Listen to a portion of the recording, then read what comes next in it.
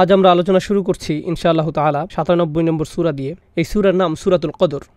এটা হলো শক্তির রাত, ভাগ্য নির্ধারণের রাত বা মহামূল্যবান রাত। কদরের অনেকগুলো সম্ভাব্য অনুবাদ রয়েছে। আজ রাত এই সূরা নিয়ে আলোচনা করার উপযুক্ত সময়, যেহেতু আমরা রমজানের শেষ ১০ দিনে প্রবেশ করেছি। আমাদের ঐতিহ্যে এই রাত নিয়ে অসংখ্য অভিমত পাওয়া যায়। কেউ কেউ গণনা করে দেখেছেন ৪০-এর মতো অভিমত রয়েছে। আমার কাছে ব্যাপারটা মজার মনে হয়েছে, কারণ রাত হতে পারে সর্বোচ্চ ৩০টি, আর কোনটি সেই রাত তা নিয়ে মত রয়েছে ৪০টি। এ ব্যাপারে অন্যরা অভিমত গণনা করেছেন। ইমাম রাজি ৯টি অভিমত গণনা করেছেন। কেউ কেউ এমনকি এই অভিমত ব্যক্ত করেছেন যে এটি ৩০তম রাত বা ২৯তম রাত অথবা ২৩তম, ২১তম, ২৭তম রাত ইত্যাদি ইত্যাদি। কোনটি সেই রাত আজ আমি তা নিয়ে কথা বলতে যাচ্ছি না, কারণ এত সব অভিমত এবং প্রবণতা নিয়ে অধ্যয়ন করার পর সম্ভাব্য এই রাত নিয়ে আমার কাছে মনে হয়েছে যে এই রাত হলো শেষ ১০ রাতের যে কোনো একটি। এটি সবচেয়ে গ্রহণযোগ্য অভিমত। আর এই রাতের ব্যাপারে আমার দৃষ্টিভঙ্গি হওয়া উচিত এরকম: প্রতি বছর এই রাতের তারিখ পরিবর্তিত হয়। যে কোনো একটি রাতকে নির্ধারণ করে নেবেন না, এটি একটি চলমান লক্ষ্য। সুতরাং প্রতি বছর এটি খুঁজে পেতে চেষ্টা করুন। এর সপক্ষে প্রমাণ হলো হাদিসে এই রাতের কিছু চিহ্ন বর্ণনা করা হয়েছে। এর থেকে কয়েকটি আমি আপনাদের সামনে আলোচনা করব। ওই রাতে কী খোঁজ করতে হবে তা কোনো কোনো হাদিসে বলা হয়েছে। যেমন সাহাবারা স্বপ্নে দেখেছেন, এমনকি আজকের দিনেও কোনো কোনো বিশ্বাসী স্বপ্ন দেখে বুঝতে পারেন কোনটি সেই রাত। এটা ইলহামের মতো একটা ব্যাপার। এটা এমন নয় যে স্বপ্নে দেখে তিনি সবার জন্য অনলাইনে ঘোষণা করে দিবেন। এটা মূলত তার নিজের জন্য। তিনি বুঝতে পারেন এটাই সেই রাত। অস্বাভাবিক এক প্রশান্তি, নিস্তব্ধতা তারা অনুভব করেন। সময় এলে আমি কিছু হাদিস বর্ণনা করব আপনাদের নিকট ইনশাআল্লাহ, সেই রাতের অনুভূতিটা কেমন হয় ইত্যাদি ইত্যাদি। কিন্তু এর থেকে আসলে ১০০% নিশ্চিত হতে পারবেন না। অ্যান্টার্কটিকার মানুষ তো আর কদরের রাতের নিদর্শন হিসেবে ঠান্ডা বাতাস অনুভব করবে না এবং বলবে না, ও এটাই লাইলাতুল কদর। এমনটা করতে যাচ্ছে না। মানুষ বিভিন্ন ধরনের জলবায়ুতে বাস করে। যেমন যেমন স্কটল্যান্ডে যারা বাস করে, সেখানকার জলবায়ু প্রধানত মেঘাচ্ছন্ন। এজন্য সকালবেলা সূর্যের তীব্র আলো সেখানে খুব একটা দেখা যায় না। তাই এভাবে বলা কঠিন যে অমুক অমুক নিদর্শনগুলো একেবারে পরিষ্কারভাবে লাইলাতুল কদরের প্রতি নির্দেশ করছে। কিছু কিছু নিদর্শন এই রাতের প্রতি সম্বন্ধযুক্ত করা হয়েছে, তবে এটা হার্ড কোনো সায়েন্স নয়। তবুও আমি আবারও আমার নিজেকে এবং আপনাদেরকে স্মরণ করিয়ে দিতে চাই, এই রাতের খোঁজ করা খুবই গুরুত্বপূর্ণ এক অনুসন্ধান। এটা এত বড় একটি ব্যাপার যে আল্লাহ সম্পূর্ণ একটি সূরা, একটি বা দুইটি আয়াত নয়, আল কোরআনের সম্পূর্ণ একটি সূরা উৎসর্গ করেছেন শুধু এই উদ্দেশ্যে। আর এটাই কেবল নয়, সূরা দুখানের শুরুতে তিনি আবারও এই রাতের কথা বলেছেন। ৪৪ নম্বর সূরার প্রথম প্যাসেজ শুধু এই রাতের জন্য তিনি উৎসর্গ করেছেন। এই রাত কিসের প্রতি আভাস দেয়? কেন এই রাত গুরুত্বপূর্ণ? তাই এটা কোনো ছোট ব্যাপার নয়।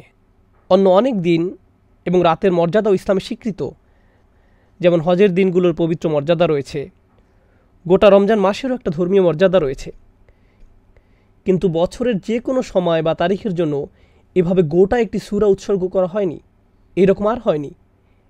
এই ব্যাপারে কেবল আরেকটি সূরার কথা আমার মনে পড়ে, যা একটা নির্দিষ্ট সময়ের জন্য উৎসর্গ করা হয়েছে, সূরাতুল জুমআ। সেক্ষেত্রে সম্পূর্ণ সূরা এই উদ্দেশ্যে উৎসর্গ করা হয়নি, শুধু শেষের কয়েকটি আয়াত ৯, ১০ এবং ১১। সূরার বাকি অংশ অন্য বিষয় নিয়ে, যা শুক্রবারের নামাজের দিকে নিয়ে যায়। কদরের বিষয়টি অনন্য। এই ব্যাপারটা আমাদের মাথায় রাখা প্রয়োজন। আমরা যেহেতু এই রাতগুলো শুরু করতে যাচ্ছি, আমি দোয়া করি আল্লাহ আজ্জা ওয়া জাল্লা যেন আমাদেরকে সুযোগ, শক্তি, উৎসাহ, আন্তরিকতা, খাঁটি অশ্রু দান করেন, যার মাধ্যমে এই সময়ে আমরা আল্লাহর ক্ষমা লাভ করতে পারি।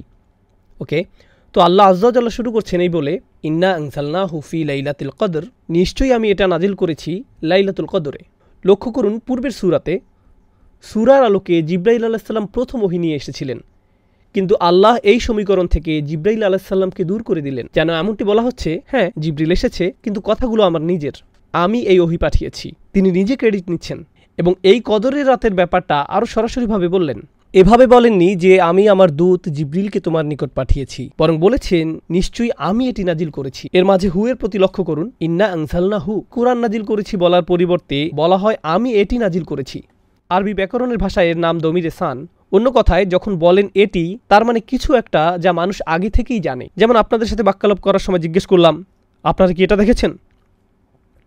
হয় আপনাদের কোনো ধারণাই নেই আমি কী নিয়ে কথা বলছি, চোখ ঘুরিয়ে জিজ্ঞেস করলেন আমাদের কী দেখার কথা, অথবা দুজনেই ক্রিকেট ম্যাচ দেখেছিলেন কিংবা উভয় ফুটবল খেলা দেখেছিলেন। তাই আমি যখন জিজ্ঞেস করলাম, ইয়েস দেখেছি, দারুণ হয়েছে, কেউ এখানে খেলা বা ম্যাচের কথা উল্লেখ করেনি। উভয় বলছে এটা, কারণ বিষয়টা আমাদের মাথায় আছে। যখন আল্লাহ বলছেন ইন্না আনজালনা হু, আমি এটা নাজিল করেছি, এর দ্বারা ইঙ্গিত করছে যে কোরআন অবতীর্ণ হওয়াকালে ব্যাপারটা সবার মাথায় ছিল। কুরআন তখন বিস্ময়কর এক ব্যাপার হয়ে দাঁড়িয়েছিল। যখন কেউ বলেছিল, তুমি কি এটা শুনেছ? এমন কথা শুনলে মক্কার মানুষরা কুরআন ছাড়া আর অন্য কিছুর কথা ভাবতে পারে না। কবিতা, ছন্দ বা কোনো গল্পের কথা তাদের মাথায় আসতো না, এমনকি শত্রুদের মাথায়ও না। কুরআন গোটা শহরে ছড়িয়ে পড়েছিল। তাই আল্লাহ যখন বলছেন এটি, তখন বিশ্বাসী অবিশ্বাসী সবাই বুঝতে পেরেছিল এখানে এটি বলতে কোরআনকে বোঝানো হয়েছে।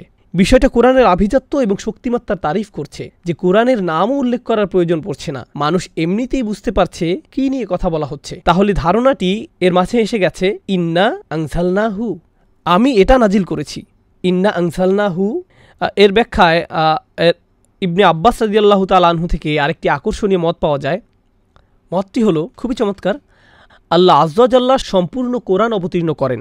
আল্লাহ আয্যা ওয়া জাল্লা সপ্তম আকাশ থেকে প্রথম আকাশে এক রাতে, এই কদরের রাতে, তারপর প্রথম আকাশ থেকে দীর্ঘ 23 বছরে অল্প অল্প করে রাসূলুল্লাহ সাল্লাল্লাহু আলাইহি সাল্লামের উপর অবতীর্ণ করা হয়। সুতরাং ওহী এসেছে দুই পর্যায়ে।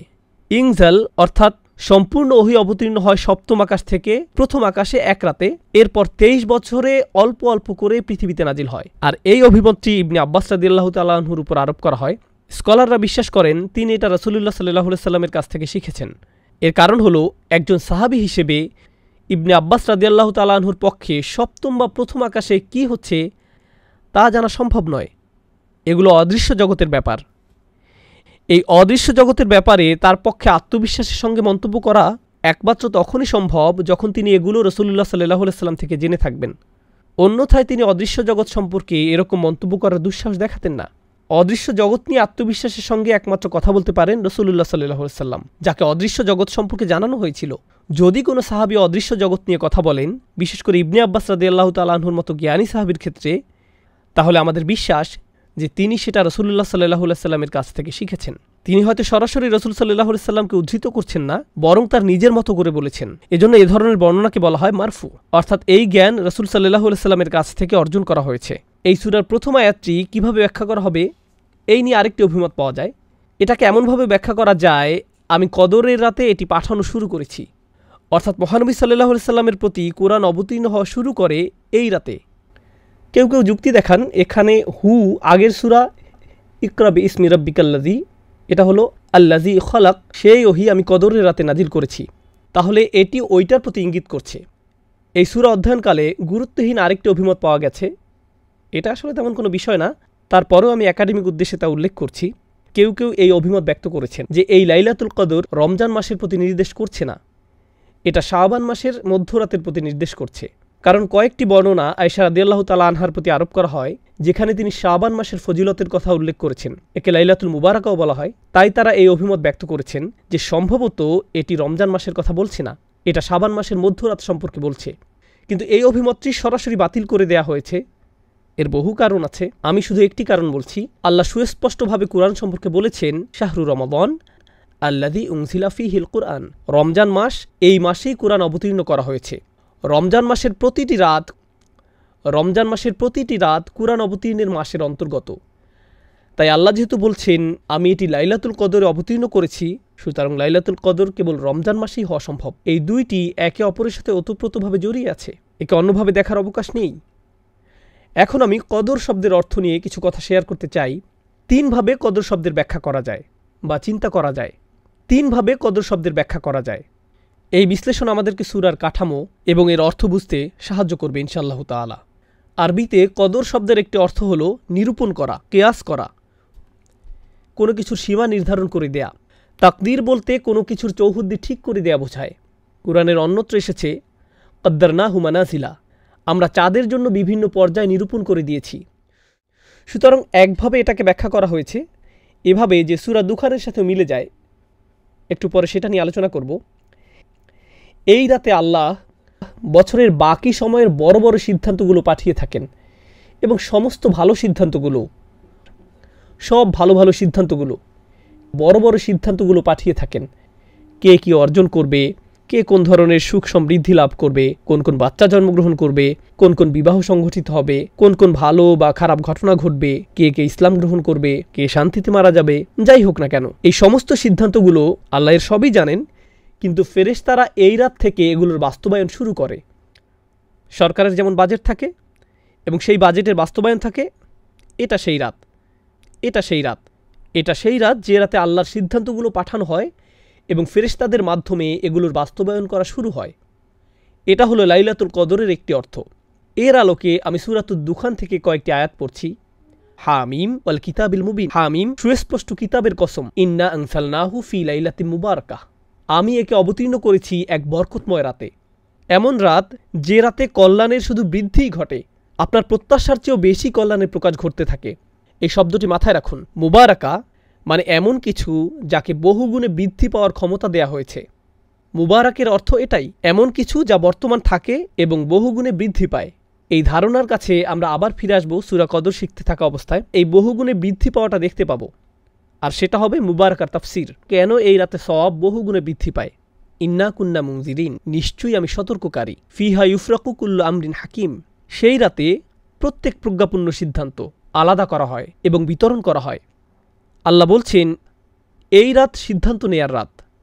কদর মানে ভাগ্য, সীমা, এবং সে সিদ্ধান্তগুলো এখন আল্লাহ আজ্জা জাল্লা কর্তৃক জারি করা হয়েছে। আমরিন মিন ইনদিনা, আমার আদেশক্রমে। ইন্না কুন্না মুরসিলিন, আমি প্রেরণ করি। রহমাতাম মির রব্বিক ইন্নাহু হুয়া সামিউল আলিম, অর্থাৎ এই সমস্ত আদেশ আল্লাহর দয়া এবং ভালোবাসার বহিঃপ্রকাশ। এইগুলো আল্লাহর কাছ থেকে ভালোবাসাপূর্ণ আদেশ। এই রাতে যে সিদ্ধান্তগুলো আসে সেগুলো ধ্বংসের সিদ্ধান্ত নয়, দুর্যোগ বা এরকম কিছু নয়। সিদ্ধান্তগুলো আল্লাহর পক্ষ থেকে দয়া, ভালোবাসা এবং স্নেহের প্রকাশ। এই অংশটা গুরুত্বপূর্ণ। ইন্নাহু হুয়া সামিউল আলিম, তিনি সর্বশ্রোতা এবং সর্বজ্ঞানী। আপনার অন্তরে কি হচ্ছে, কি দোয়া করছেন, বিশেষ করে এই রাতে আল্লাহ তার সব কিছুই শুনছেন। সূরাতুদ দুখানের এই আয়াতগুলোতে তিনি এটাই বলছেন। আমাদের মনে এই সম্পর্কে কোনো দ্বিধা থাকা যাবে না। রব্বিস সামাওয়াতি ওয়াল আরদ ওয়া মা বাইনাহুমা ইন কুনতুম মুকিনিন, যিনি আসমানসমূহ, জমিন এবং এ দুয়ের মধ্যবর্তী সব কিছুর রব, যদি তোমরা দৃঢ় বিশ্বাস পোষণকারী হও। কদরের দ্বিতীয় অর্থ হল মানাজিল বা শারাফ, আভিজাত্য, সম্মান। এই রাত্রি ব্যাপক সম্মানের। কেন? ব্যাপারটাকে এভাবে ভাবতে পারেন, সবচেয়ে সম্মানিত ফেরেশতা জিবরাইল আলাইহিস সালামের আগমন ঘটে এই রাতে। তিনি আল্লাহর সবচেয়ে সম্মানিত বই কুরআন নিয়ে আগমন করেছিলেন, আর তিনি সবচেয়ে সম্মানিত রাসূলকে এটি প্রদান করেন সবচেয়ে সম্মানিত রাতে। অতএব এই সবগুলো সম্মান এবং গৌরব এসে একত্রিত হয় লাইলাতুল কদরে। মনে হয় যেন প্রথম আয়াতটি ইন্না আনজালনাহু ফি লাইলাতুল কদর বর্ণনা করছে যে কেন এই রাত্রি এত সম্মানের এবং এত গৌরবের। এখন পর্যন্ত আমি ভাগ্য এবং সম্মান অর্থের ব্যাখ্যা করেছি। কদর বা কুদরতের আরেকটি অর্থ হলো ক্ষমতা। সুতরাং এই রাতে আমাদের আল্লাহর ক্ষমতার উপর পরিপূর্ণ বিশ্বাস থাকা উচিত যে তিনি সব কিছু পরিবর্তনের ক্ষমতা রাখেন। আমাদের ভাগ্য পরিবর্তনের ক্ষমতা রাখেন, আমাদের আচরণ পরিবর্তনের ক্ষমতা রাখেন, বিভিন্ন কার্যাবলী সম্পাদনের ক্ষমতা দান করেন। কারণ এই রাতকে আল্লাহ বরকতময় করেছেন অস্বাভাবিক শক্তি দিয়ে। এই রাতটি আল্লাহর অলৌকিক ক্ষমতা প্রকাশের রাত। মানবজাতিকে শুরু থেকে বিস্ময়কর সকল মিরাকল প্রদান করার পর আল কোরআন প্রদান করা হয় এই রাতে, আল্লাহর সবচেয়ে শক্তিশালী কালাম। তাই আমাদের আরও বিশ্বাস থাকা উচিত আল্লাহ যে অলৌকিকভাবে আমাদের দোয়ার জবাব প্রদান করেন অন্য যে কোনো রাতের চেয়ে। আরও একটি বিরল অভিমত আমি পেয়েছি, খুবই ইন্টারেস্টিং, আর তা হলো কদর দ্বারা ভিড় করা বোঝায় বা কোনো কিছু যখন সংকুচিত হয়ে পড়ে। এই অর্থটা আমরা সূরাতুল ফজরেও দেখেছি, ওয়া আম্মা ইযা মাবতালাহু ফাকাদার আলাইহি রিজকাহ, এবং যখন তাকে পরীক্ষা করা হয় অথবা রিজিক সংকুচিত করে দেন। এখানে কদ এর পরিবর্তে কদর ব্যবহার করা হয়েছে। তাই কেউ কেউ বলছেন এই রাতে এত বেশি ফেরেশতার আগমন ঘটে যে এ ব্যাপারে একটা হাদিসও আছে, কিভাবে ফেরেশতারা পৃথিবীর মোট বালুকণার চেয়েও বেশি পরিমাণে এই রাতে অবতরণ করেন। এখান থেকে ইঙ্গিত পাওয়া যায় অন্য কোনো কারণে এই ফেরেশতারা পৃথিবীতে নামেন না। পৃথিবীতে অনেক ফেরেশতা এমনিতে আছেন, কিন্তু এই রাতে তিনি অনেক বেশি ফেরেশতা পাঠিয়ে থাকেন যাদের আসলে আকাশে থাকার কথা। এই পৃথিবীতে তারা আগমন করেন শুধু এই রাতের জন্য। তিনি সারা পৃথিবী জুড়ে এত বেশি পরিমাণে ফেরেশতা পাঠান যে ফেরেশতাদের ভিড় জমে যায়, শয়তানি শক্তির জন্য কোনো জায়গা আর অবশিষ্ট থাকে না। আমি যে চারটি অর্থ আপনাদের নিকট উপস্থাপন করলাম এর মধ্যে অবশ্যই সবচেয়ে বেশিবার উল্লেখিত অর্থটি সূরাতুদ দুখানের আলোকে। তা হলো এই রাতটি ভাগ্য নির্ধারণের রাত। এই রাতে বছরের অবশিষ্ট সময়ে কি কি হবে তার সিদ্ধান্তগুলো নেওয়া হয়। এখন মানবজাতির জন্য আল্লাহর সবচেয়ে মহান সিদ্ধান্ত, যা ছিল সর্বশেষ কিতাব নাজিল, সেটাও এই রাতের অংশ। এখন ফায়াম্বাগি আন তুআদ্দা লাইলাতুল কদরে ঈদা নুজুলিল কুরআন। এখন এ ব্যাপারে সাধারণ বিষয়, যাক্কিরহুম বি আইয়ামিল্লাহ, মানুষকে আল্লাহর দিনসমূহ স্মরণ করিয়ে দিন। আল্লাহর দিনগুলোর মাঝে এই ক্ষেত্রে রাত সবচেয়ে মূল্যবান রাত হলো কোরআনের রাত, অর্থাৎ লাইলাতুল কদর। তিনি বলেন এটা মূলত মুফাসসির ইবনুল আশুর বলেন এই রাতকে কোরআনের ঈদ হিসেবে মনে করা উচিত, যেন এটা কোরআনের বর্ষপূর্তি যা আমরা এই রাতে উদযাপন করছি। এখন ওমা আদরাকামা লাইলাতুল কদর, শবে কদর সম্বন্ধে আপনি কি জানেন? ক্ষমতা প্রদর্শনের রাত, ভাগ্যের রাত, সিদ্ধান্ত গ্রহণের রাত। এই রাতটি সম্পর্কে আপনি কি জানেন? কোন বিষয়টি এই রাতের মূল্য বুঝতে সাহায্য করবে? এই প্রশ্ন করার মাধ্যমে আল্লাহ বলছেন, আমি এখন আপনাকে বলতে যাচ্ছি লাইলাতুল কদরের প্রধান কোন বিষয়টি আপনার জেনে রাখা উচিত, যে মূল ব্যাপারটি আপনার আত্মস্থ করা দরকার, যেন তোমরা এই রাতের মূল্য দিতে পারো, যেন এমন কারোর মতো না হয়ে পড়ো যে এই রাতের সুযোগ কাজে লাগায় না। আলোচনা চালিয়ে যাওয়ার পূর্বে একটা কথা বলতে চাই, কোনটি সেই রাত আমরা সেটা জানি না। এর পিছনে কিছু বিজ্ঞতা আপনাদের সাথে শেয়ার করতে চাই, যা বিশেষ করে ইমাম রাজি এবং অন্যান্যরা বলেছেন। আল্লাহ কেন আমাদেরকে রাত্রি নির্দিষ্ট করে জানালেন না? এমন একটি বর্ণনাও আছে যে রাসূল সাল্লাল্লাহু আলাইহি সাল্লাম রাত্রির কথা মনে করলেন, কিন্তু এরপর তাকে ভুলিয়ে দেওয়া হয়। ইমাম রাজি ব্যাপারটাকে রাসূল সাল্লাল্লাহু আলাইহি সাল্লামের জীবনের আরেকটি ঘটনার সাথে তুলনা করেন। এক ব্যক্তি ঘুমাচ্ছিল, রাসূল সাল্লাল্লাহু আলাইহি সাল্লাম আলী রাদিয়াল্লাহু তাআলা আনহুকে বললেন লোকটিকে নামাজ পড়ার জন্য জাগিয়ে দিতে। তো আলী রাদিয়াল্লাহু তাআলা আনহু লোকটির কাছে গিয়ে তাকে নামাজের জন্য জাগিয়ে দিলেন। আলী তখন জিজ্ঞেস করলেন, সাধারণত আপনি নিজেই এই ধরনের কাজ করতে পছন্দ করেন, আপনি আমাকে কেন করতে বললেন? আমি সব সময় দেখেছি ভালো কাজ করার কোনো সুযোগ দেখলে অন্য কাউকে বলার পূর্বে আপনি নিজেই তা করেন। আমি কৌতূহলী, আপনি এই কাজ কেন আমাকে দিয়ে করালেন? তখন তিনি বললেন, যদি আমি তাকে জাগাতাম আর সে অলসতা প্রদর্শন করত, সে আমার কথা না শুনে আমাকে ঘুমের ঘরে সরিয়ে দিত, তখন সেটা কুফরি হয়ে যেত। সে যদি তোমার প্রতি বিরক্তি প্রকাশ করত, তাহলে প্রমাণ হতো সে শুধু অলস। সে যদি আমার কথা না শুনত, তাহলে সেটা অনেক বড় একটা ব্যাপার হতো। ও আলামু আন্না ফীকুম রাসূলুল্লাহ, এই ব্যাপারটা মাথায় রেখে চিন্তা করুন, আমরা যদি জানতাম আজ লাইলাতুল কদর কিন্তু আমরা মিস করলাম, তখন এটা হবে বিশাল এক অপরাধ। গোটা একটা সূরা নাজিল হবার পর যে এই রাতের মর্যাদা কত বেশি, কিন্তু ঈমানদার ব্যক্তি যদি এমন করে, ধুর আজ ভালো লাগছে না, তখন সেটা হতো ভয়ঙ্কর এক অপরাধ।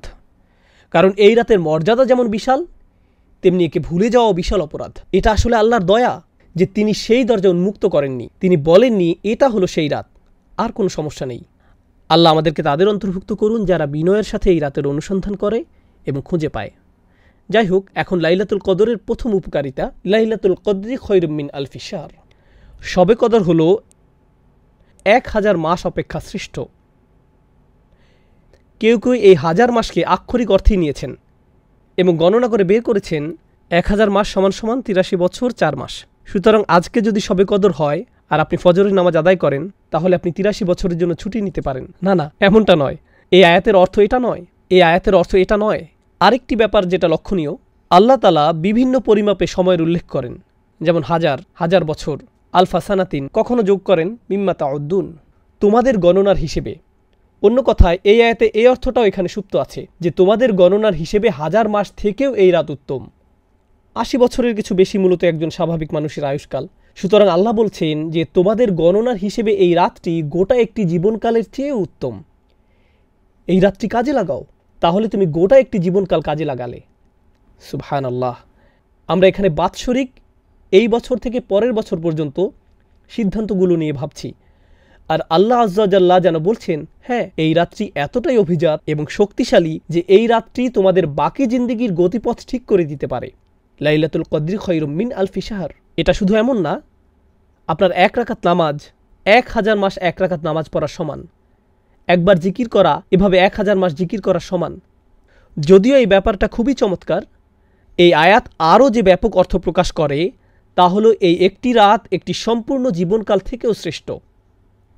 তাই আন্তরিকভাবে আমাদেরকে এই রাত ইবাদতে কাটাতে হবে, যেন আমরা নিজেদের মধ্যে ইতিবাচক পরিবর্তন নিয়ে আসতে পারি, এবং আশা করব যে আমাদের বাকি জীবন আল্লাহর রহমতে আশীর্বাদ পুষ্ট হয়ে উঠবে। এটা কদরের প্রথম মূল্য। প্রসঙ্গত, আরবিতে কদরের একটি অর্থ হলো মূল্য, এটা দামি রাত। তাই লাইলাতুল কদরি খায়রুম মিন আলফি শাহর বলার মাধ্যমে প্রথম প্রশ্নের জবাব দেয়া হলো, এই রাতের মূল্য কি? এটা যদি দামি রাত হয় তাহলে এর দাম কত? 1000 মাসের চেয়েও বেশি। প্রসঙ্গত, খায়রুম মিন তিনি বলেননি কত গুণ বেশি, এটা কি 1000 মাসের চেয়ে 1000 গুণ বেশি উত্তম? তিনি এখানে সংখ্যা নির্ধারণ করে দেননি, বলেছেন এটা 1000 মাসের চেয়েও উত্তম, অর্থাৎ 1000 মাস শুধু আপনার গণনায়, এর সীমা আরও বেশি। যদি বলা হতো লাইলাতুল কদরি মিসলু আলফি শাহর, কদরের রাত 1000 মাসের মতো, কিন্তু বলা হয়েছে 1000 মাসের চেয়ে উত্তম, তাহলে কদরের একটি মানে হলো মূল্য, আর এর মূল্য বলে দেওয়ার মাধ্যমে এর জবাব দেয়া হলো এটা 1000 মাসের চেয়েও উত্তম। কদরের আরেকটি অর্থ হলো ডিক্রি, বা আল্লাহর আদেশ, যা সব কিছুর জন্য আসে। তাই পরবর্তী আয়াতে কদরের অন্য এই অর্থটি নিয়ে কথা বলা হয়েছে, তানাজ্জালুল মালাইকাতু ওয়ার রূহ ফিহা বিইজনি রাব্বিহিম মিন কুল্লি আমরিন। সে রাতে ফেরেশতা ও রূহ তাদের রবের অনুমতিক্রমে, বাইবেলে যাকে হোলি স্পিরিট বলা হয়েছে, কোরআন তাকে অভিহিত করে রূহ নামে, মানে জিব্রাইল আলাইহিস সালাম। তাহলে ফেরেশতারা অবতরণ করেন, সাথে স্পেশাল গেস্ট জিব্রাইল আলাইহিস সালাম, ওহী নাজিলের আসল স্টার। সকল ফেরেশতাদের মধ্যে যিনি শুরুতে কোরআন নিয়ে এসেছিলেন, সেই মহান ফেরেশতা নিজেই আবার কোরআন বার্ষিকী উদযাপন উপলক্ষে পৃথিবীতে অবতরণ করেন। একবার চিন্তা করে দেখুন, আমরা কি নিয়ে কথা বলছি? মুতাঈন সাম্মা আমিন, সবার মান্যবর, সেখানকার বিশ্বাসভাজন। শুধু তিনি নন, তার অরিজিনাল টিম, যারা কোরআন নাজিলের সময় দলে দলে নেমে আসতেন, তারা সবাই কদরের রাতে পৃথিবীতে অবতরণ করেন। ইনিই সেই জিবরিল আলাইহিস সালাম, যিনি মূসা আলাইহিস সালাম, ঈসা আলাইহিস সালামের নিকট কিতাব নিয়ে এসেছিলেন, ওয়া আইয়াদনাহু বিরূহিল কুদুস, এবং যিনি রাসূলুল্লাহ সাল্লাল্লাহু আলাইহি সাল্লামের নিকট ওহী নিয়ে আসতেন। আজকে তিনি আমাদের মাঝে, তার সকল অনুসারীরাও এবং অন্য সব ফেরেশতারা, তারা বিভিন্ন ডিপার্টমেন্টে কাজ করে। প্রথম আকাশে যেমন ফেরেশতারা আছেন, দ্বিতীয় আকাশে আছেন, তৃতীয় আকাশে আছেন, এভাবে সব আকাশে আছেন। ফেরেশতাদেরকে বিভিন্ন কাজের জন্য নিয়োগ করা হয়। যেমন 2 জন আমাদের গার্ড দিয়ে থাকেন, 2 জন আমাদের কর্মের হিসাব রাখেন, ফেরেশতারা আরশের চারপাশে ইস্তেগফাররত থাকে, ফেরেশতারা বিভিন্ন রকমের কাজ করেন। কদরের রাতে সব ফেরেশতাদের তাদের নিজস্ব কাজ থেকে মুক্তি দিয়ে দুনিয়াতে পাঠানো হয়। এমনকি জিব্রাইল আলাইহিস সালাম অবতরণ করেন ইনদা সিদরাতিল মুনতাহা, সিদরাতিল মুনতাহার নিকট থেকে, যেখানে তার মাকাম, যেখানে তিনি আমিন, তিনি সেখান থেকে এই রাতের জন্য অবতরণ করেন। তো তিনি বলছেন সবাই অবতরণ করেন বিইজনি রাব্বিহিম, তাদের প্রভুর অনুমতিক্রমে। এই ব্যাপারটা বোঝা গুরুত্বপূর্ণ। ফেরেশতাদের নিজস্ব দায়িত্ব রয়েছে, আল্লাহ তাদেরকে তাদের কাজ থেকে মুক্তি দিয়ে এই রাতের জন্য প্রেরণ করেন। এই জন্য বিইজনি রাব্বিহিম এখানে গুরুত্বপূর্ণ। তিনি বলেন মিন কুল্লি আমর, আল্লাহর আদেশে তারা আসেন সকল বিষয় নিয়ে, সকল সিদ্ধান্ত নিয়ে। তার মানে এটা যদি স্বাস্থ্য সংক্রান্ত ব্যাপার হয়, ব্যক্তিগত কোনো ব্যাপার হয়, পারিবারিক ইস্যু, যুদ্ধ সংক্রান্ত ব্যাপার, আধ্যাত্মিক ব্যাপার, শারীরিক ব্যাপার, অর্থনৈতিক ব্যাপার, যে ব্যাপারই হোক না কেন, আল্লাহর আদেশে তারা সব ধরনের ব্যাপার সমাধান করতে আসেন এবং মানুষকে সব ইস্যুতে সাহায্য করেন। আল্লাহর কদরের ঘোষণা দিয়ে, আল্লাহর রাজকীয় আদেশের ঘোষণা দিয়ে এই রাতে তাদের জন্য যারা এর সন্ধান করে। তাহলে ফেরেশতারা আমাদের চারপাশে ভেসে বেড়ান, আমাদের সকল স্থান প্লাবিত করে ফেলেন। তারা আমাদেরকে তাই দিতে প্রস্তুত যা আল্লাহ আমাদের জন্য লিখে রেখেছেন। এটাই হলো তানাজ্জালুল মালাইকাতু ওয়ার রূহ ফিহা বিইজনি রাব্বিহিম মিন কুল্লি আমরিন। প্রসঙ্গত এই আয়াতের বর্তমান কাল নির্দেশ করে এমনটা যে শুধু প্রথমবার হয়েছিল তা নয়, অর্থাৎ যেবার কুরআন নাজিল হয়েছিল এমনটি ঘটতেই থাকে। কারণ এই প্রশ্নটি বিভিন্ন তাফসীরে উত্থাপন করা হয়েছিল, লাইলাতুল কদর কি শুধু একবারের জন্য, নাকি এটি প্রতি বছর ঘটবে? প্রতি বছর কি এভাবে ফেরেশতারা অবতরণ করবে? আল্লাহ এখানে বলেননি ফেরেশতারা অবতরণ করেছিল, বরং তিনি বলেছেন তারা অবতরণ করে, মানে এটি একটি চলমান প্রক্রিয়া। আল্লাহ এই উপহারটি মানবজাতিকে প্রতি বছর প্রদান করেন। ومعنى بإذن ربهم أن هذا التنزيل كرامة أكرم الله بها المسلمين بأن أنزل لهم في تلك الليلة جماعات من الملائكة وفيهم أشرفهم। দলে দলে ফেরেশতারা অবতরণ করেন, এটি মুসলমানদের প্রতি আল্লাহর একটি উপহার। কথা বলছিলাম বিইজনি রাব্বিহিম মিন কুল্লি আমর নিয়ে। কিছু কিছু তাফসীরকারক আরও বলেছেন তারা আল্লাহর আদেশের হেফাজত করে। আল্লাহ তার নির্দেশ জারি করেছেন, এখন ফেরেশতারা নিশ্চিত করবেন যে এই নির্দেশগুলো বাস্তবায়িত হয়েছে। এখন দ্রুত শেষ আয়াত নিয়ে কথা বলবো। আমরা এই আয়াত প্রবেশ করার পর দেখব আল্লাহ আযজা ওয়া জাল্লা কদরের আরেকটি অর্থ এখানে প্রদান করেছেন, সীমা নির্ধারণ করা। কদ জাআলাল্লাহু লিকুল্লি শাইইন কদর, আল্লাহ সব কিছুর জন্য একটি পরিমাণ স্থির করে রেখেছেন। যদি খেয়াল করেন তাহলে দেখবেন প্রথম উত্তর ছিল লাইলাতুল কদরের মূল্য নিয়ে, দ্বিতীয় উত্তর ছিল লাইলাতুল কদরের আদেশ জারি নিয়ে, তৃতীয় উত্তর হলো লাইলাতুল কদরের সীমা নিয়ে। সীমা মানে এই রাত কতক্ষণ পর্যন্ত থাকে, এটাও কদরের আরেকটি অর্থ। আমাকে এমনকি আপনাদের নিকট এই সূরার গঠন বিন্যাস উপস্থাপনও করতে হবে না। এই প্রশ্ন করার পর প্রতিটি আয়াত কদর সম্পর্কে, ইন্না আনজালনাহু ফি লাইলাতুল কদর ওয়া মা আদরাকা মা লাইলাতুল কদর, প্রতিটি আয়াত অনন্য কিছু তথ্য দিচ্ছে। আবার বলছি, একটি আয়াতের মূল্য নিয়ে যা হাজার মাসের চেয়ে উত্তম, একটি আয়াত ভাগ্য নির্ধারণ নিয়ে, এটাও কদরের অর্থ, আরেকটি আয়াত সীমা নিয়ে। আর সীমা নিয়ে এই আয়াতটি আমার নিকট খুবই মনোমুগ্ধকর, সালামুন হিয়া হাত্তা মাতলা আইল ফাজর। আমি শুরু করব এই অনন্য বৈশিষ্ট্য নিয়ে। মাতলা অর্থ ফজরের উদয়, একেবারে ভোরের সময় নয়। ফজরের উদয় মানে সূর্য ইতোমধ্যে উদয় হয়ে যাচ্ছে। অন্য কথায় আল্লাহ এত দয়ালু, এতই মহান এবং এই রাতে এতই উদার যে জানেন তো আমাদের সাহারির সময় শেষ হয়ে যায় অন্ধকার থাকতেই, যখন দ্বিতীয় ফজরের আগমন ঘটে। লাইলাতুল কদরের ক্ষেত্রে কিন্তু লাইলাতুল কদরের ক্ষেত্রে এই নিয়ম নয়। লাইলাতুল কদর আলো দেখা পর্যন্ত চলতে থাকে। তিনি এর সময় বাড়িয়ে দিয়েছেন, তিনি এর মূল্য বাড়িয়ে দিয়েছেন মাতলাইল ফজর। তাহলে এর সীমা অন্য কোনো রাতের মতো নয়। আল্লাহ ভোরবেলার সময়টাকেও রাতের অংশ হিসেবে গণনা করছেন। এটা লাইলাতুল কদরের অনুপম একটি উপহার যে আল্লাহ আজ্জা ওয়া জাল্লা এর সময়সীমাকে আমাদের জন্য বৃদ্ধি করেছেন। এখানে বলছেন সালামুন হিয়া। আপনারা যারা আরবির সাথে কিছুটা পরিচিত তারা জানেন যে সাধারণ নিয়মে হওয়ার কথা হিয়া সালামুন, মুবতাদা এবং খবর হিয়া সালামুন, কিন্তু তিনি এই ক্রম উল্টো করে বললেন সালামুন হিয়া। এর ফলে যা হয়, والسلام مصدر أو اسم مصدر معناه السلامة। এর ফলে তিনি এক ধরনের ইখতিসাস তৈরি করলেন। এই রাতের মতো কোনো শান্তি নেই, কোনো রাত এমন নেই যার এই রাতের মতো শান্তি আছে। এটাই সালামুন হিয়া। কোনো রাতের শান্তি এই রাতের মতো নয়, কোনো রাতের শান্তি এই রাতের মতো নয়। একটা কথা মনে পড়েছে, আমি আবার সালামুন হিয়ার আলোচনায় ফিরে আসব। আমাদের সালাফদের কাছে মজার কিছু ব্যাখ্যা পাওয়া গেছে। অন্যরা হাস্যকর ভেবে এগুলো পুরোপুরি বাতিল করে দিয়েছেন, কিন্তু আমি ভাবলাম অভিমতগুলো বেশ মজার, তাই আপনাদের সাথে শেয়ার করছি। কেউ কেউ মনে করেন লাইলাতুল কদর রমজানের ২৭ তারিখে। তারা গণনা করলেন ইন্না প্রথম শব্দ, আনজালনাহু দ্বিতীয় শব্দ, ফি তৃতীয় শব্দ, যখন আসলো হিয়া মানে এটা, এই হিয়া ২৭ নম্বর শব্দ। তাই তারা বললেন ওহো কদরের রাত তো পেয়ে গেলাম। এভাবে ২৭তম রাতের উৎপত্তি। কিছু কিছু মানুষ এই একভাবে ২৭তম রাতের ধারণা বের করেছেন। অন্য আরেকটি নিয়মও আছে মজার। কেউ কেউ এটাকে ইবনে আব্বাস রাদিয়াল্লাহু তাআলা আনহুর প্রতি আরোপ করেন, কিন্তু আমি অতটা নিশ্চিত নই। লাইলাতুল কদর এই শব্দদ্বয় ৯টি অক্ষর দিয়ে গঠিত। এই শব্দগুলোতে ৯টি অক্ষর রয়েছে, আর এটা ৩ বার এসেছে। ইন্না আনজালনাহু ফি লাইলাতুল কদর, ওয়ামা আদরাকা মা লাইলাতুল কদর, লাইলাতুল কদরি খায়রুম মিন আলফি শাহর। ৯কে ৩ দিয়ে গুণ করলে ২৭ পাওয়া যায়। এই তো পেয়ে গেলাম ২৭তম রাত, ঝামেলা শেষ। এগুলো সবই হাস্যকর, এর সাথে কোনো কিছুর কোনো সম্পর্ক নেই, কিন্তু ভাবলাম এগুলো উল্লেখ করি। হিয়ার আলোচনায় পৌঁছার পর মনে হলো ও কদরের রাত তো পেয়ে গেছি। চলুন সালাম শব্দটি বোঝার চেষ্টা করি, কারণ সমগ্র সূরায় এই শব্দটি বেশ গুরুগম্ভীর। এক দৃষ্টিতে বললে ২টি শব্দ এই সূরায় বেশ প্রভাব বিস্তার করেছে।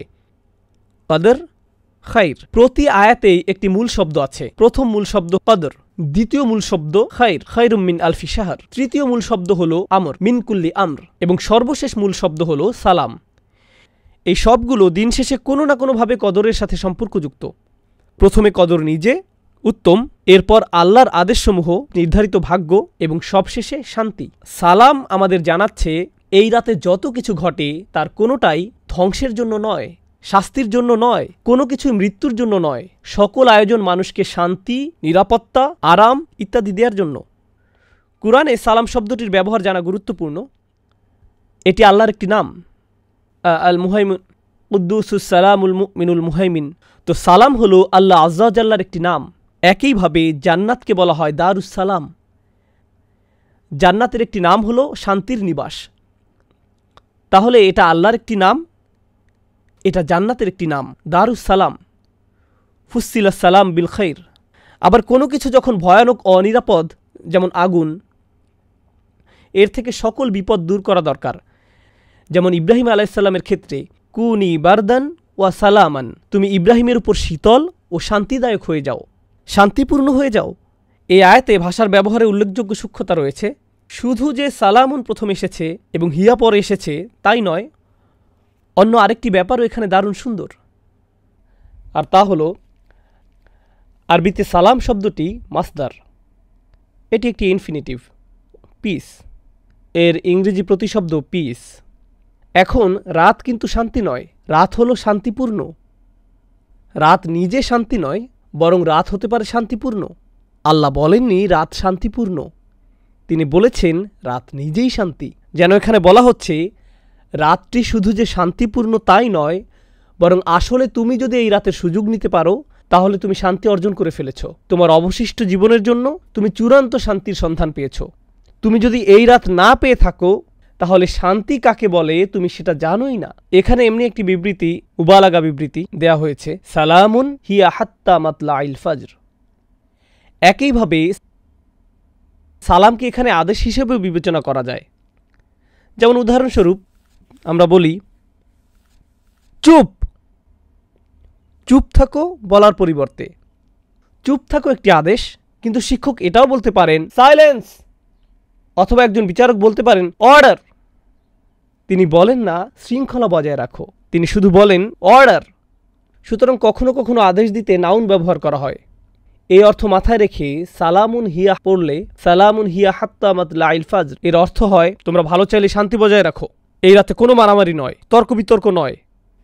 আমি আমার ফেরেশতাদের পাঠিয়েছি, ডিক্রি জারি করেছি, এই রাতের মতো মূল্যবান কোনো রাত নেই, তোমরা ভালো চাইলে এই রাতে আল্লাহর নিকট সম্পূর্ণরূপে আত্মসমর্পণ করো। সালাম দিল্লুল হার্ব, এটা যুদ্ধের বিপরীত। তোমরা ভালো চাইলে অন্য কারোর সাথে পীড়াদায়ক আচরণ করো না, কাউকে কষ্ট দিয়ে কথা বলো না, আল্লাহর সাথে ভালো আচরণ করো, মানুষের সাথেও ভালো আচরণ করো এবং আল্লাহর নিকট আত্মসমর্পণ করো। সূরার শেষে এটি একটি সাজেশন বা আদেশের মতো। ফজর উদয় হওয়ার আগ পর্যন্ত সকল দ্বন্দ্ব সংঘাত ভুলে যাও, সকল টেনশন ভুলে যাও। সালামুন হিয়া হাত্তা মাতলাইল ফাজর। অন্যরা আরও সাজেস্ট করেছেন কিভাবে জানবেন যে এটি লাইলাতুল কদর। আপনি এমন এক বিশেষ ধরনের শান্তি এই রাতে অনুভব করবেন যা অন্য রাতে করেন না। যখন নামাজে দাঁড়াবেন এমন এক প্রশান্তি অনুভব করবেন যে নামাজ ছাড়তে চাইবেন না। এমন শান্তি অন্য কোনো সময় অনুভব করেননি। সম্পূর্ণ অস্বাভাবিক এক আধ্যাত্মিক অভিজ্ঞতা যা আল্লাহ লাইলাতুল কদরের এই রাতে বিশ্বাসীদেরকে দান করেন। এখন কিছু বিষয় বর্ণনা করব যেগুলো আমরা লাইলাতুল কদরে অনুসন্ধান করি, যা শুরুতে পড়ার কথা ছিল, আমি এখন সেগুলো পড়ছি। এই রাতে আমরা কি কি জিনিস চাইব এবং এই রাতে মূল্য সম্পর্কে হাদিসে কি বলা হয়েছে। অবশ্যই আল আজাল আল আরজাক খিলালিল আম ফিহা ইফরাকু কুল্লু আমরিন হাকিম, আমাদের সীমা, আল্লাহর কাছে ফেরার পূর্বে আমাদের জীবনকাল, আমাদের সকল রিজিক, এই সব কিছু সম্পর্কে এই রাতে ডিক্রি জারি করা হয়। ফেরেশতারা অবতরণ করেন। কি নিয়ে অবতরণ করেন? বিল খাইরি ওয়াল বারাকাতি ওয়ার রহমাতি ওয়াল মাগফিরাহ। তারা অবতরণ করেন সকল কল্যাণ নিয়ে, বারাকাহ নিয়ে, আল্লাহর দয়া এবং তার ক্ষমা নিয়ে। প্রসঙ্গত আমি আগে যেমন বলেছিলাম, সম্ভবত এই রাতে যেসব ফেরেশতা অবতরণ করেন তাদেরকে পাঠানো হয় শুধু এই রাতের জন্য, অন্য কোনো সময় তাদের আগমন ঘটে না। বিশেষ করে এটা জিবরিল আলাইহিস সালামের জন্য আরও বেশি সত্য। তারপর এটা সেই রাত কিনা তা বোঝার কিছু উপায় তুলে ধরছি। আবারও বলছি, এখানে ভৌগোলিক সীমাবদ্ধতার কথাটা মাথায় রাখতে হবে। ইন্নী কুনতু উরিতু লাইলাতুল কদরি সুম্মা নুসিতুহা। এই হাদিসে রাসূল সাল্লাল্লাহু আলাইহি সাল্লাম বলেন, আমাকে লাইলাতুল কদর দেখানো হয়েছিল, পরে আবার আমাকে ভুলিয়ে দেওয়া হয়। ওয়াহিয়া ফিল আশরিল আওয়াখির, এর অবস্থান শেষ 10 রাতে। ওয়াহিয়া তালকাতু বালজাতুলা হাররা ওয়ালা বারিদা, বেশি গরম বা বেশি ঠান্ডা না। কানা ফিহা কামরান ইয়াফদাহু কাওয়াকিবুহা, যেন আলোকিত চাঁদ নক্ষত্রগুলোকে আড়াল করে আছে। এই রাতে শয়তান বের হতে পারে না। হাত্তা ইয়াখরুজু ফাজরুহা, অর্থাৎ ফজর পর্যন্ত কোনো শয়তান বের হতে পারে না। আত-তামানিনা, যেমন বলি সালামুন হিয়া হাত্তা মাতলাইল ফাজর, ফজর উদয় হওয়া পর্যন্ত শান্তি, ফজর পর্যন্ত শান্তি। এর অর্থ হলো মানুষ এই রাতে অস্বাভাবিক শান্তি অনুভব করে। তারাবিতে যোগ দিলে দেখবেন এই রাতে কেউ বিরক্ত হয় না, কেউ হাত পা নেড়ে কোনো বিরক্তি প্রকাশ করে না, বাচ্চারাও দুষ্টামি করছে না। নিশ্চয়ই এর কোনো কারণ আছে। এরপর তিনি বলেন, লাইলাতুল কদর লাইলাতুন তালকা লা হাররা লা বারিদা তুসবিহু শামসু ইয়াওমাহা হামরা দাঈফা। কেউ কেউ বলেন নরম বাতাস প্রবাহিত হয়। This is রাওয়াহু ইবনু খুসাইমা ওয়া সাহাহাহু আলবানী। পরের দিন সূর্য কেমন জানি লাল বর্ণ ধারণ করে। সূর্য উদয় হওয়ার সময় একটু লাল আকৃতি ধারণ করে। উদয় হওয়ার সময় এতে তীব্রতা দেখা যাবে না। قد يري الله الإنسان الليل في المنام। এমনও হতে পারে এটি কোন রাত আল্লাহ ইমানদারদেরকে তার স্বপ্নে দেখাতে পারেন। অনেক সাহাবীর ক্ষেত্রে এমনটা ঘটেছিল। তারপর রাসূল সাল্লাল্লাহু আলাইহি ওয়াসাল্লাম বলেন, ইন্নাল মালাইকা তিলকাল লাইলা আকসারা ফিল আরদি মিন আদাদিল হুসা। এটাও ইবনে খুজামা বর্ণনা করেছেন। এই রাতে পৃথিবীতে ফেরেশতাদের সংখ্যা মানে পৃথিবীর ক্ষুদ্র বালুকণার চেয়েও বেশি হয়। তো এগুলো শুধু কয়েকটি নিদর্শন। পরিশেষে আমি রাসূল সাল্লাল্লাহু আলাইহি ওয়াসাল্লামের আরেকটি হাদিস শেয়ার করতে চাই লাইলাতুল কদর নিয়ে।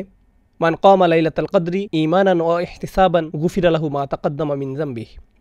যে কেউ কদরের রাতে দাঁড়াতে পারে, অর্থাৎ নামাজ পড়ে, তাহলে সবচেয়ে ভালো যে কাজ করতে পারেন লাইলাতুল কদরে রাত শুরু হলে তা হলো সালাত আদায় করা। আরও সেরা যা করতে পারেন সিজদায় দোয়া করতে থাকুন, আল্লাহর কাছে কান্নাকাটি করুন। এরপর রাসূল সাল্লাল্লাহু আলাইহি ওয়াসাল্লাম শুধু নামাজ পড়তে বলেননি, তিনি সেই নামাজের কিছু বৈশিষ্ট্য বর্ণনা করেছেন। চলুন সেই বৈশিষ্ট্যগুলো ব্যাখ্যা করি। একটা হলো ঈমানান, যে আল্লাহর সামনে নামাজ পড়ল ঈমান সহকারে, অর্থাৎ শুধু ঈমান নিয়ে নয়, সে সম্পূর্ণরূপে জানে যে আমার জীবনের সবচেয়ে সেরা জিনিস হলো এই নামাজ।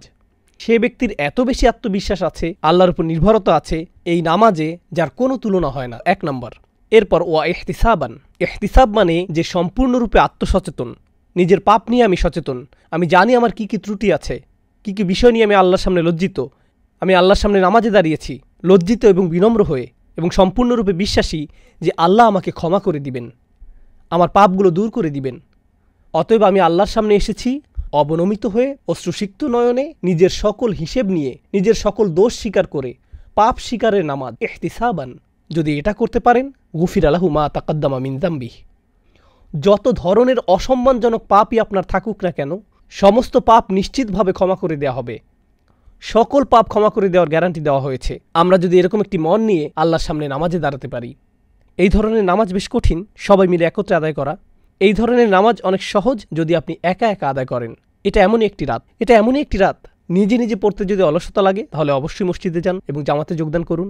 এই রাতে শুধু আপনি, আল্লাহ আর চোখের পানি। এই রাতে এটাই হওয়া উচিত। আল্লাহর সামনে দাঁড়ান, কুরআন তেলাওয়াত করুন, আল্লাহর কাছে দোয়া করুন এবং এমন মানুষদের অন্তর্ভুক্ত হন যারা এই রাত পেয়ে সৌভাগ্যবান এবং আল্লাহর ক্ষমা পেয়ে সৌভাগ্যবান। আমাদের রাতগুলো এখন আর এতটা লম্বা নয়, খুব বেশি সময় আমাদের হাতে থাকে না। একটু বিশ্রাম নিন, নামাজ পড়ুন, বিশ্রাম নিন, নামাজ পড়ুন, বিশ্রাম নিন, আবার নামাজ পড়ুন। এই কাজগুলো করুন এই রাত্রিগুলোতে। আল্লাহ আজ্জা ওয়া জাল্লা আমাদের সবাইকে লাইলাতুল কদর পেতে সাহায্য করুন। বারাকাল্লাহু লি ওয়া লাকুম ফিল কুরআনিল হাকিম ওয়া নাফা'নি ওয়া ইয়্যাকুম বিল আয়াতি ওয়া যিকরিল হাকিম। আসসালামু আলাইকুম ওয়া রাহমাতুল্লাহি ওয়া বারাকাতুহু।